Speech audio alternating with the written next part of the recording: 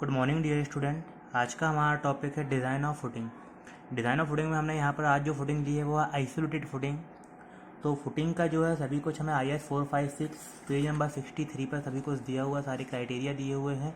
Page number 63 पर article number 34 जो है वो पूरा फुटिंग के बारे में दिया हुआ है। आगे हमें जहाँ कोड की नीड पड़ेगी हम उसका यूज़ करेंगे। अभी मैं इसको स्टार्ट करता हूँ। तो सबसे पहले मैं स्टार्ट करता हूँ कि फुटिंग क्या होता है।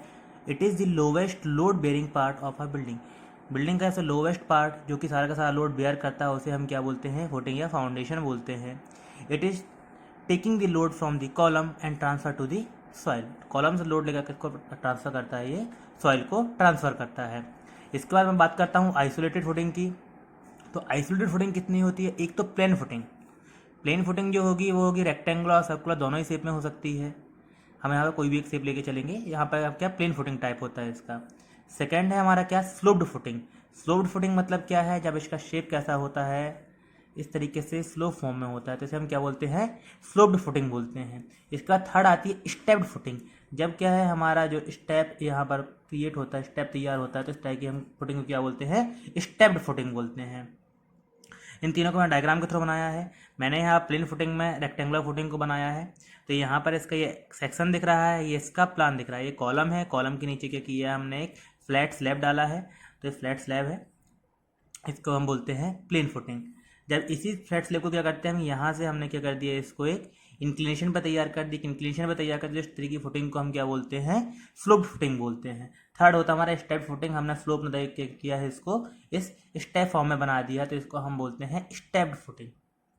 तो ये हम क्यों करते हैं, हमें पता है इसमें कोड में दिया हुआ है आर्टिकल कि सबसे ज़्यादा जो बेंडिंग मोमेंट आने वाला है वो कहाँ पर आता है, फेस ऑफ द कॉलम पर आता है। तो फेस ऑफ द कॉलम पर जब मोमेंट सबसे ज़्यादा आने वाला है, मोमेंट ज़्यादा आने वाला है तो यहाँ डेप्थ भी ज़्यादा रिक्वायर्ड होगी। ज़्यादा डेप्थ रिक्वायर्ड होगी तो हम यहाँ ज़्यादा डेप्थ प्रोवाइड करते हैं। इसके बाद मैं एंड पर आता हूँ तो एंड में क्या होती है, डेप्थ कम रिक्वायर्ड होती है क्योंकि यहाँ मोमेंट सबसे कम होता है। तो हमने यहाँ पर डेप्थ क्या कर दी है, कम कर दी। कुल मिलाकर जो सेक्शन था, यहाँ वाला सेक्शन, ये क्या था, पूरा इस तरीके से हॉरिजॉन्टल था। इसको क्या है, पूरा ये था इस तरीके से हॉरिजॉन्टल। इसका हमने क्या, जो एक्सेसिव पार्ट था, जो ये वाला पार्ट था, इसको निकाल के यहाँ से कर लिया हमने, कट कर लिया है। इससे क्या होगा, मटेरियल सेव होगा, कॉस्ट क्या हो जाएगी इसकी, रिड्यूस हो जाएगी। इसमें भी हमने यही किया है। इसमें हमने स्लो फॉर्म में करके इसको क्या कर दिया है, एक रेक्टेंगुलर फॉर्म में कट किया। तो इस टाइप की फुटिंग को हम क्या बोल देते हैं, स्टेप्ड फुटिंग बोल देते हैं। तो हमारे कोड में इसके लिए भी आर्टिकल दिया हुआ है 34.1.2 कि जो मैं एंड पे बता रहा हूँ, एंड पे जो है मिनिमम थिकनेस जो है 150 mm से कम नहीं होना चाहिए। Thickness of the edge shall not be less than 150 mm for footing on soil और not be less than 300 mm and above the top of the piles of footing on pile. तो यहाँ पर क्या दिया हुआ है कि जो यहाँ पर है ये थिकनेस कितना, 300 mm से कम नहीं होना चाहिए। कोड में दोनों ही आर्टिकल दिया हुआ है। यहाँ पर हमने फ्लैट लिया है पूरा पूरा, तो पूरे में क्या था, 300 mm से कम नहीं होना चाहिए। यहाँ पे मैं बात करूंगा तो ये 300 mm और यहाँ पर 150 mm से कम नहीं होना चाहिए। यहाँ पे ये बात करता हूँ तो ये कितना, 300 mm और यहाँ पर एंड पे कितना, 150 mm से कम नहीं होना चाहिए। ये डिफरेंट टाइप से थे यहाँ पर। इसके बाद आता है बेयरिंग प्रेशर ऑन कंक्रीट। तो बेयरिंग प्रेशर ऑन कंक्रीट जो बताया हुआ है कोड ने, वो कितना है, मैक्सिमम कितना लेना है, 0.45 FCK। इससे ज़्यादा हमको नहीं लेना है। तो हमको डिज़ाइन में इसकी नीड पड़ेगी। डिज़ाइन में जहाँ इसकी नीड पड़ेगी मैं आपको बताऊंगा। ये किसके हमने IS 456 की गाइडलाइन के अकॉर्डिंग इसको तैयार किया है।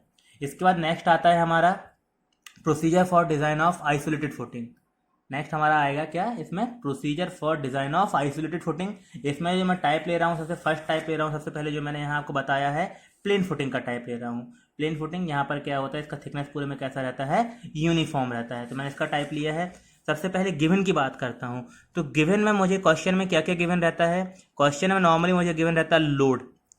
लोड के बाद मुझे और क्या गिवन रहेगा, मुझे मतलब लोड ऑन दी कॉलम जो रहता है, इसको मैं लिख देता हूँ लोड ऑन कॉलम। कॉलम में जो लोड रहेगा वो गिवन रहेगा। इसके बाद मुझे दिया रहता है safe bearing capacity of soil. इसके बाद मुझे दिया रहता है FCK मतलब grade of concrete and FY grade of steel. Some time हमें क्या है, एक्सपोजर कंडीशन भी दी रहती है। एक्सपोजर कंडीशन हमें किस लिए रिक्वायर्ड होती है, एक्सपोजर कंडीशन हमको रिक्वायर्ड होती है इफेक्टिव कवर के लिए। तो हमको ये कंडीशन गिवन रहेगा, नहीं तो लोड ऑन कॉलम तो आपको गिवन रहेगा, SBC रहेगा, FCK रहेगा, FY रहेगा, एक्सपोजर कंडीशन रहेगा। साथ में एक और चीज़ यहाँ पर गिवन रहती है, वो होता है साइज ऑफ कॉलम। इसके ऊपर कितने साइज का कॉलम था ये भी आपको क्वेश्चन में गिवन रहता है। तो गिवन रहेगा, जो भी गिवन रहेगा हम सारे सारे डेटा यहाँ पर नोट कर लेंगे with the unit. Step number two में हम क्या निकालते हैं, प्राइमरी एरिया कैलकुलेशन। सबसे पहले हम ये निकालते हैं प्राइमरी फुटिंग का एरिया फाइंड आउट करना है हमको। सबसे पहले इसमें क्या निकालते हैं हम इस स्टेप में, लोड कैलकुलेशन। लोड कैलकुलेशन क्या रहेगा, सबसे पहले तो लोड के थ्रू जो फुटिंग में फोर्स आ रहा है, लोड आ रहा है, तो फर्स्ट हो जाएगा लोड ऑन कॉलम। वो कहाँ पर आएगा, फुटिंग में आएगा, तो फर्स्ट लोड ये हो जाएगा यहाँ से। सेकेंड लोड की बात करता हूँ तो self weight of footing. Self weight of footing हम इसे कितना लेते हैं, जितना भी कॉलम के थ्रू फोर्स आ रहा है उसका 10% हम क्या ले लेते हैं, सेल्फ वेट ऑफ फुटिंग ले लेते हैं। इन दोनों को हम ऐड कर देंगे तो हमें क्या मिल जाएगा, टोटल लोड मिल जाएगा, जिसे हम क्या बोल सकते हैं कि क्या होगा, ये P होगा। एरिया ऑफ फुटिंग निकालना है तो एरिया ऑफ फुटिंग का तरीका क्या रहता है, P upon SBC। P upon SBC होता है। इसके बाद हम क्या फाइंड आउट करते हैं, हमें एरिया मिल गया, SBC के थ्रू हमें क्या निकाल लिया, एरिया मिल गया। अब हमें क्या है, यहाँ पर से रेक्टेंगुलर फुटिंग दी है तो एरिया से हम क्या π/4 डी स्क्वायर से इसका डायमीटर फाइंड आउट कर सकते हैं अगर हमको सर्कुलर दिया हुआ है तो। अगर सर्कुलर नहीं दिया है, रेक्टेंगुलर दिया हुआ है या स्क्वायर दिया है तो हम क्या बोल सकते हैं कि जो ए होता है वो एक इसके बराबर होता है, साइड स्क्वायर के बराबर होता है। तो यहाँ से हम इसकी एक साइड निकाल लेंगे और उसको हम निकाल कर प्रोवाइड कर देंगे। इसका नेट अपवर्ड प्रेशर निकालना है तो इसका तरीका होता है QU equal to PU upon A। ये नेट अपवर्ड प्रेशर, जो उसके ऊपर प्रेशर आने वाला है वो नेट ये हो जाएगा, क्योंकि हम जो एरिया रहता है उससे हमेशा बढ़ाकर प्रोवाइड करते हैं। इसके बाद आती स्टेप नंबर 2 आती है depth of footing. Depth of footing हमको कैसे फाइंड आउट करना है, तो इसके लिए हमें कोड में पेज नंबर 65 पे आर्टिकल दिया हुआ है। पेज नंबर 65 पे मैं देखता हूँ तो सबसे पहले क्या दिया हुआ है हमें, आप यहाँ देख पा रहे होंगे, the greatest bending moment can be use the design of isolated concrete footing which support on column, pedestal और वॉल। तो यहाँ पर हमारा क्या है, कॉलम है, ना कि पेडेस्टल और वॉल है। तो इसके लिए क्या दिया हुआ है, at the face of the column. Face of the column में क्या रहता है, हमारा मैक्सिमम बेंडिंग मोमेंट मिलता है। तो फेस ऑफ द कॉलम यहाँ पर क्या है, फेस ऑफ द कॉलम आपका ये वाला जंक्शन वाला पोर्शन ये कहलाता है, फेस ऑफ दी कॉलम रहेगा। ये हमारा कहलाए क्रिटिकल सेक्शन। क्रिटिकल सेक्शन मतलब यहाँ पर मैक्सिमम बेंडिंग मोमेंट रहने वाला है। तो मैक्सिमम बेंडिंग मोमेंट रहेगा। नीचे से यहाँ से हमारा क्या लग रहा है, अपवर्ड सॉइल प्रेशर लग रहा है।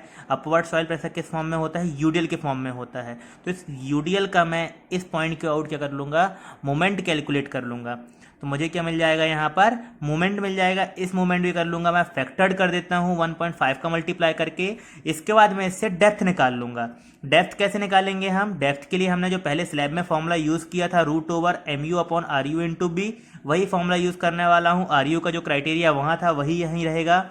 RU की वैल्यू कितनी होती है, 0.148 FCK for the Fe250 steel, 0.138 FCK for the Fe415 steel and 0.133 FCK for Fe500 steel। In criteria का यूज़ करके मैं RU निकाल लूँगा, RU की वैल्यू पुट करूँगा, MU की वैल्यू पुट करूँगा। और B कैसे निकालते हैं हमने एरिया निकाला था। एरिया में क्या था, होता है लेंथ इंटू विड्थ। तो विड्थ जो रहेगी वो विड्थ हम यहाँ पर उठाकर प्रोवाइड कर देंगे। तो हमें यहाँ से क्या मिल जाएगा, इसका डेप्थ मिल जाएगा। डेप्थ मिल जाएगा, हमको डेप्थ मिल चुका है। यहाँ पर जैसे डेप्थ मिलता है इसके बाद हम क्या निकालेंगे, ओवरऑल डेप्थ। तो ये क्या था, हमारा इफेक्टिव डेप्थ था। ओवरऑल डेप्थ के लिए इसमें इफेक्टिव कवर रॉड हमको ऐड करना पड़ेगा। तो जैसे हम ऐड करते हैं तो हमको क्या मिल जाएगा, ओवरऑल डेप्थ मिल जाएगा। तो ये वैल्यू किससे कम नहीं होना चाहिए, 300 से कम नहीं होना चाहिए। मैंने अभी बताया था क्रिटिकल सेक्शन में 300 से कम नहीं होना चाहिए, और एंड पे किससे कम नहीं होना चाहिए, 150 से कम नहीं होना चाहिए।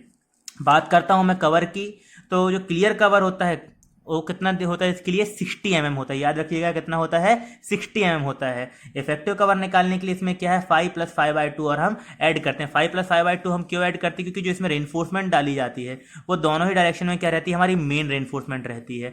मगर मतलब मैं यहाँ बात करता हूँ तो हमारा एक रेनफोर्समेंट ये रहेगा, दूसरा रेनफोर्समेंट ये रहेगा। तो हम बात करते हैं तो ये यहाँ से लेकर हमारा क्या रहता है, इफेक्टिव डेप्थ रहता है, और ये क्या रहता है, हमारा D डैश रहता है। तो हम देखेंगे ये वाली वैल्यू हमारी क्या रहने वाली है, 60 mm क्लियर कवर। इसके बाद डायामीटर ऑफ दिस बार मतलब 5 और हाफ डायामीटर ऑफ दिस बार, तो 5/2। इस तरीके से हम इसमें क्या ऐड करेंगे, इफेक्टिव डेप्थ और ऐड कर देंगे तो हमको क्या मिल जाएगा, ओवरऑल डेप्थ मिल जाएगा। जैसे ही हमको ओवरऑल डेप्थ मिलता है, हमारा नेक्स्ट स्टेप क्या हो जाएगा, area of steel required. Area of steel के लिए वही फॉर्मूला चलेगा जो हमने पहले स्लैब में और बीम में यूज़ किया था, वही फॉर्मूला में मैं सारी वैल्यू पुट करूंगा, बी की वैल्यू, डी की वैल्यू, एफ सी के, एफ वाई, एम यू सारा पुट करूंगा तो मुझे क्या मिल जाएगा, एरिया ऑफ स्टील मिल जाएगा। इसके बाद मैं क्या निकालूंगा, इसकी स्पेसिंग निकाल लूंगा 12 mm बार यूज़ करके, स्पेसिंग में प्रोवाइड करूंगा। तो जो भी स्पेसिंग में प्रोवाइड करता हूं उसके बाद हम जो एक्चुअल स्टील लगता है वो हम क्या निकाल लेते हैं, उसको ए एस टी प्रोवाइडेड। जैसे ए एस टी प्रोवाइड करते हैं, हमें नेक्स्ट स्टेप आ जाएगा check for shear. Check for shear आता हूं मैं, तो चेक फॉर शेयर का सारा क्राइटेरिया हमें कहाँ दिया हुआ है, पेज नंबर 65 पर। ये आप देख सकते हैं पेज नंबर 65 पर शेयर के लिए। तो शेयर दो टाइप की होती है, एक तो वन वे शेयर होती है, दूसरी दी हुई है टू वे शेयर। तो पहले वन वे शेयर की बात करता हूं। तो वन वे शेयर के लिए जो क्रिटिकल सेक्शन दिया हुआ है, section located from the face of the column, pedestal और wall at a distance equal to the effective depth, footing और फुटिंग ऑन पाइल्स। मतलब हमें क्या लेना है, फेस ऑफ द कॉलम से इफेक्टिव डेप्थ डिस्टेंस कैलकुलेट करनी है। मतलब वन वे शेयर के लिए हमारा ये फेस ऑफ द कॉलम है, यहाँ से हमें कितना डिस्टेंस कैलकुलेट करना है, डी डिस्टेंस कैलकुलेट करना है। डी मतलब जो यहाँ से इफेक्टिव डेप्थ मिलने वाली थी हमको, तो ये हमारा क्या हो जाएगा, वन वे के लिए क्रिटिकल सेक्शन हो जाएगा। ये वन वे के लिए होगा, मतलब मैं अगर यहाँ पर इसको प्रोजेक्ट करता हूँ तो ये हमारा क्या हो जाएगा, पूरा क्रिटिकल सेक्शन हो जाएगा वन वे शेयर के लिए। अब वो चाहे इस फेस में भी ले सकते हैं, यहाँ वाले फेस में भी ले सकते हैं, यहाँ फेस में ले सकते हैं और ये वाले फेस में ले सकते हैं। चारों यहाँ पर साइड इक्वल है तो हम यहाँ पर क्या कोई सा भी एक फेस ले लेते हैं, तो हमने ये फेस लिया है। ये कितनी डिस्टेंस में मिलने वाला है, D distance from the face of the column. हमें कहाँ से पता चला, ये कोड से पेज नंबर 65 पर आर्टिकल नंबर 34.2.4.1 पे दिया हुआ है। तो यहाँ से हमें क्या निकाल लेंगे, हम शेयर फोर्स निकाल लेंगे। शेयर फोर्स कैसे निकालेंगे, हमें पता है कि यहाँ पर क्या लग रहा है, ये अपवर्ड सॉइल प्रेशर है जो कि कितना दिया हुआ है, क्यू यू हमने कैलकुलेट कर चुके हैं। क्यू यू हम कैलकुलेट कर चुके हैं, ये हमें पास सारे सारे क्या दिया हुआ है, एरिया है। तो Q U into area equal to क्या हो जाएगा आपका, क्यू यू मतलब स्ट्रेस, स्ट्रेस हम एरिया का मल्टीप्लाई कर देंगे तो हमें क्या मिल जाएगा, फोर्स मिल जाएगा, जिसे हम क्या बोलेंगे, शेयर फोर्स बोलेंगे। तो पहले तो मैं एरिया ऑफ शेडेड पोर्शन कैसे निकालूंगा, अगर मैं बोलता हूं कि इसकी साइड कितनी है, ये साइड ऑफ कॉलम कितनी है, ए है, स्मॉल ए से नोट कर रहा हूँ इसको मैं, और जो इसका लेंथ है ये मैं एल से नोट कर रहा हूँ।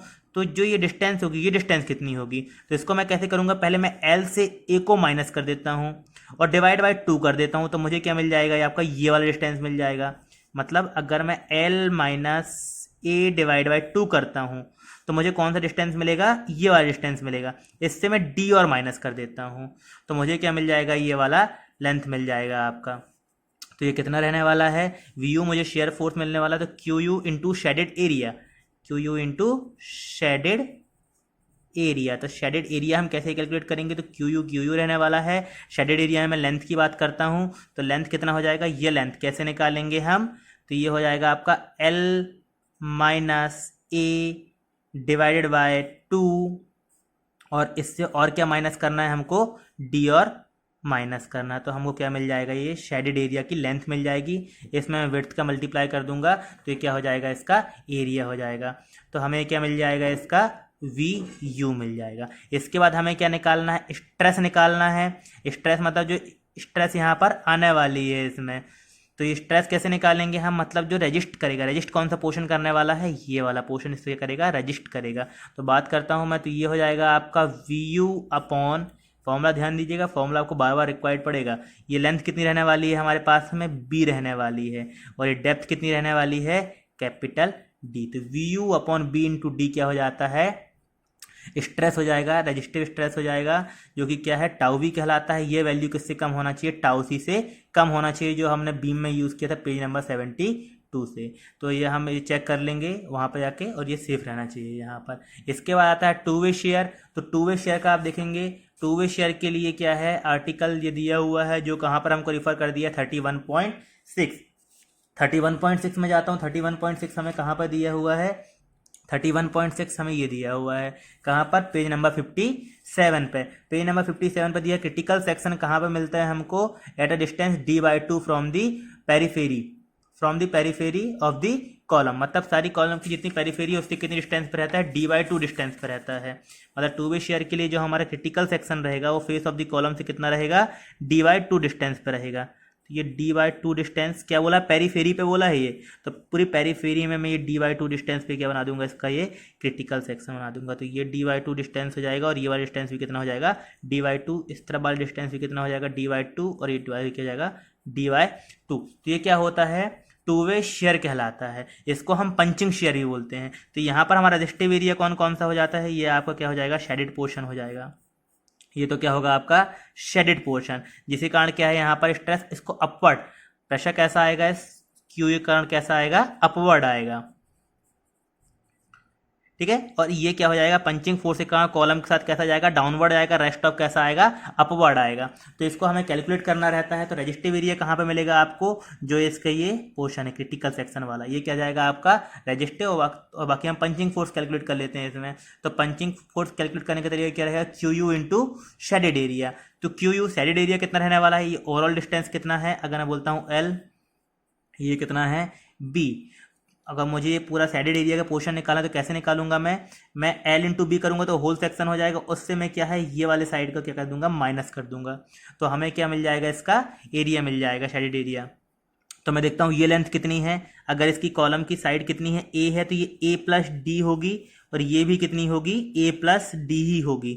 दोनों ही साइड कितनी होंगी, ए प्लस डी होंगी। तो शेडेड एरिया क्या हो जाएगा, एल इंटू बी से मैं माइनस कर दूंगा कितना, ए प्लस डी का होल स्क्वायर माइनस कर दूंगा, तो क्या मिल जाएगा मुझे, शेडेड एरिया मिल जाएगा। उसके बाद क्या निकालना होता है, टाउ वी। तो टाउ वी क्या होता है, punching force divide by resistive area. तो रेजिस्टिव एरिया क्या रहने वाला है, जो ये डेप्थ में, ये डेप्थ जो d/2 पे मिल रही है हमको, ये डेप्थ और ये लेंथ, इस लेंथ का मल्टीप्लाई कर देंगे और इस डेप्थ का मल्टीप्लाई कर देंगे, तो हमें क्या मिल जाएगा, इसका रेजिस्टिव एरिया मिल जाएगा। तो अगर मुझे रेजिस्टिव एरिया निकालना है, इसका रेजिस्टिव एरिया क्या हो जाएगा, इसकी साइड कितनी है, 4 साइड है, सभी तरफ लेंथ कितनी है, ए प्लस डी है ना। तो ये क्या हो गया, इसका लेंथ हो जाएगा पेरीफेरी का, लेंथ ऑफ द पेरीफेरी। और डेप्थ की बात करता हूँ तो वो कितना है, कैपिटल डी है। तो इस तरीके से मैं कैलकुलेट कर दूंगा टाउ वी, ये वैल्यू होना चाहिए टाउ सी से, टू वी के लिए कितना होता है टाउ सी 0.25√/fc के। तो इस तरीके से क्या करते हैं, हम इसको कैलकुलेट कर लेते हैं। ये पूरा हमारा क्या हो जाता है, क्वेश्चन सॉल्व हो जाएगा। चेक फॉर दी शेयर में 1 वे शेयर और 2 वे शेयर हो जाता है। एक और होता है डेवलपमेंट लेंथ, तो नीड पड़ेगा, अगर क्वेश्चन में दिया रहता है check also check for the development length, तो उसके लिए भी हम चेक करेंगे। तो यहाँ पर आपका इसका बेसिक कंप्लीट होता है। नेक्स्ट क्लास में मैं इसका सीधा न्यूमेरिकल सॉल्व कराऊंगा, जो कि बहुत ही इंपॉर्टेंट है। Thank you.